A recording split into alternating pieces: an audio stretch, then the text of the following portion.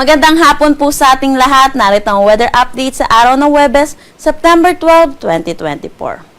Sa ngayon po, yung southwest monsoon po natin ay umiiral dito sa may Palawan, Visayas at Mindanao. Dahil dito po asahan natin makakaranas po ng tuloy-tuloy na bugso ng pag-ulan dito sa may Palawan, Occidental Mindoro, Western Visayas, Negros Island Region, Zamboanga Peninsula, Soc-Sargen, pati na rin dito sa may Bangsamoro. Asahan din natin sa nalalabing bahagi ng Visayas at Mindanao ang kalat-kalat na pag-ulan dulot pa rin itong southwest monsoon. Update naman tayo dito sa bagyo na binabantayan natin na nasa labas ng ating Philippine Area of Responsibility na may international name na Bebinca. Ito ay isang kategory na severe tropical storm at ito'y huling namataan sa line 1,885 km east ng Northern Luzon. Ayon po sa ating forecast track, papasok po ito ng Philippine Area of Responsibility bukas po ng hapon or ng gabi. At ito po ipapangalanan nating FERDI. At sandali lang din po ito dito sa loob ng ating PAR at lalabas din po by Saturday. Pero asahan din po natin ang enhancement po nito ng southwest monsoon kaya makakaranas din mamalawakang pag-ulan lalo na po dito sa may Visayas at Mindanao. Pero dahil din po dito, asahan po natin sa trough nito ni Bebinca or yung extension ay makakaranas na rin ng maulap na papawiri na may mga kalat-kalat na pag-ulan dito sa may Ilocos Region, Cordillera Administrative Region, Central Luzon, pati na rin dito sa nalalabing bahagi ng Mimaropa, pati na sa Quezon at Aurora.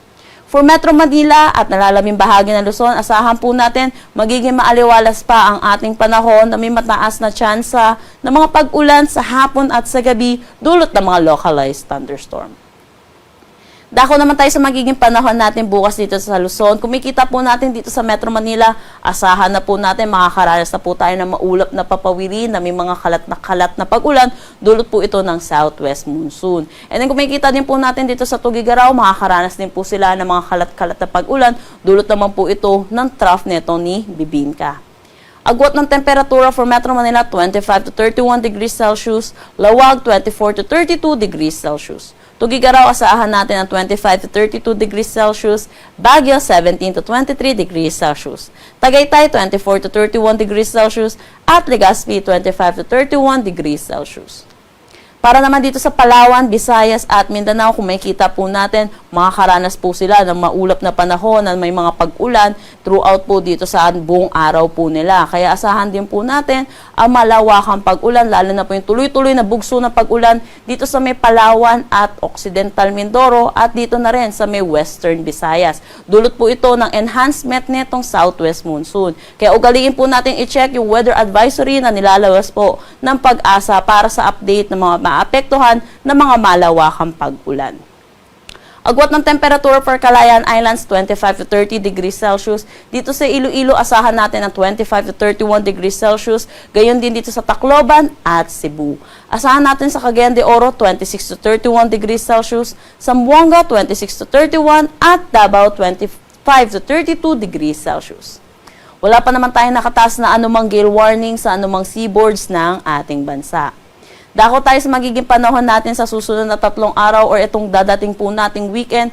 Kung makikita po natin for Metro Manila, dito yung magkakaroon po tayo ng maulan na weekend. Kaya asahan din po natin ang magiging panahon po natin. Katulad po dito sa may Legazpi City, dulot po ito ng southwest monsoon. Pero by Monday, asahan po natin magiging maaliwalas naman na din po ang ating panahon. Dito sa Baguio City, throughout the 3 days, ay asahan po natin magiging maaliwalas ang kanilang panahon.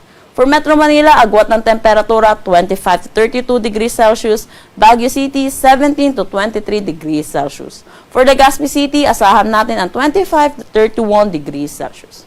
Para naman dito sa Visayas, asahan natin dito sa may Iloilo City, ang tuloy-tuloy na bugso ng pag-ulan, dulot po ito ng southwest monsoon sa susunod na 3 araw. Para naman dito sa Metro Cebu at sa Tacloban, asahan po natin magiging maulap ang kanilang papawirin na may mga kalat-kalat na pag-ulan.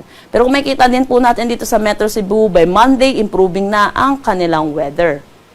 Agwat ng temperatura for Metro Cebu, 26 to 31 degrees Celsius. Iloilo City, 25 to 31 degrees Celsius. For Tacloban, asahan naman natin ang 25 to 32 degrees Celsius.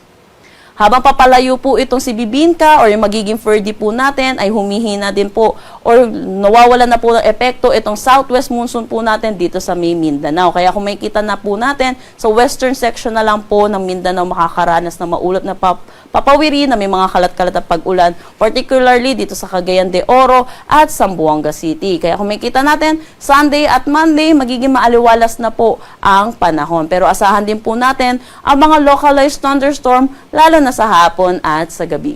Agwat ng temperatura for Metro Davao, 25 to 33 degrees Celsius. Cagayan de Oro, 25 to 32 degrees Celsius. For Zamboanga City, asahan natin ang 25 to 33 degrees Celsius. Ang sunset mamaya ay 6 o'clock p.m. at ang sunrise bukas ay 5:45 a.m. Para sa haragdagang impormasyon, bisitahin ang aming mga social media pages at ang aming website pag-asa.dost.gov.ph. At yan po muna ang latest dito sa Pag-asa Weather Forecasting Center. Chanel Dominguez po at magandang hapon.